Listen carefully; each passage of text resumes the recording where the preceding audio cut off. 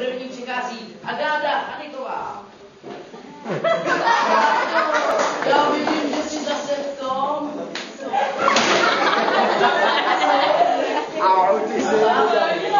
Toto jenom jak se posaď a řekni mi, a řekni mi, jak se ti daří.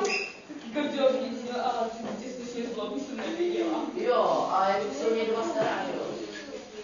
Pár vám nestarám, jo. Ty jako mě nestaráš, to tam někam pohodila do kouta a... Nebude. A dělej kroky, no. To nevadí, no. To se, když se počítá. To nevadí. Tak rovnou se připočítá, že Monsovi je to nikdo jiný než Rytmus.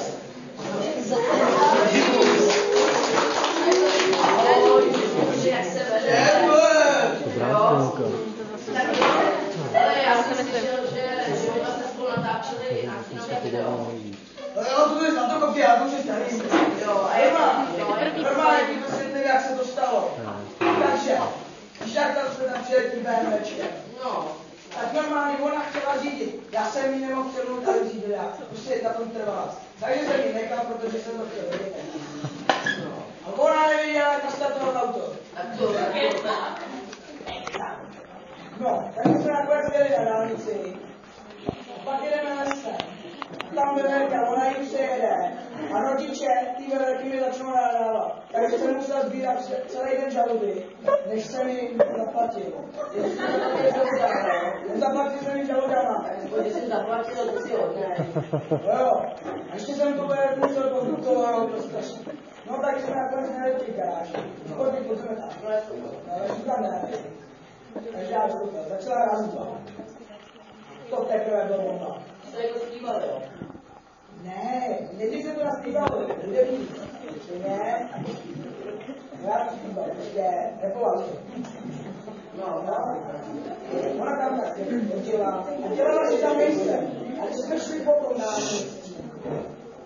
tak ještě, oni to museli se cínout. Tak ona si volí šochatek a zapotne. To prostě, no, je to prostě Agáta, no. No a teď sleduj, jak tam byl ten chlápek, jaký tam plácal, No. tak se na to kouknul, že tam nejde nic vidět. Co to kecáš, taková modřina obrovská? Co ti zase je? Když tam je, se podívejte všichni, vidíte co? Jde pomoci, že tam není vidět. No, tak, teď zase byl potáž. Co myslíš? Jo, ty si myslíš o Karlu Gottovi? Ten Karel Gott, normálně jednu písničku. Slyšel jsi tu písničku, jak tam zpívá to? Strčenkára. Strčenkára. Že mi tam zněli úplně Michal David. Jak to? No to já ti musím říct úplně novou novinku. Protože tak si tady máme Karla Gotta, no si znám. No to si děláte srandu, on je tady. Ale si to vyvádíš, Kájo.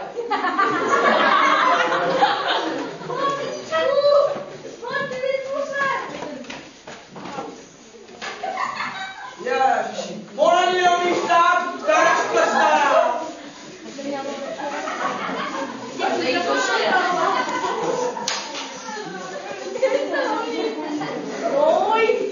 No jo.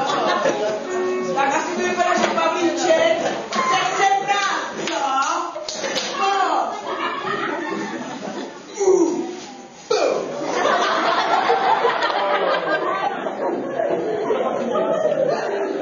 Jaký problém? Tak si ho nevidí. Rytmus si to už bude stačit vyrazit. Ty jsi za Krajíčkem. No, to by vyrazit. No,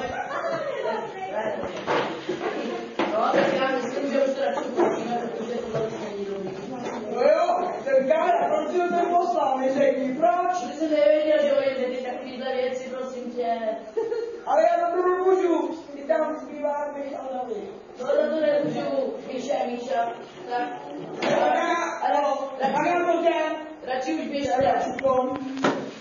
No, to se radši všechno. Tak, super, díky moc, poprosím vás o pokles.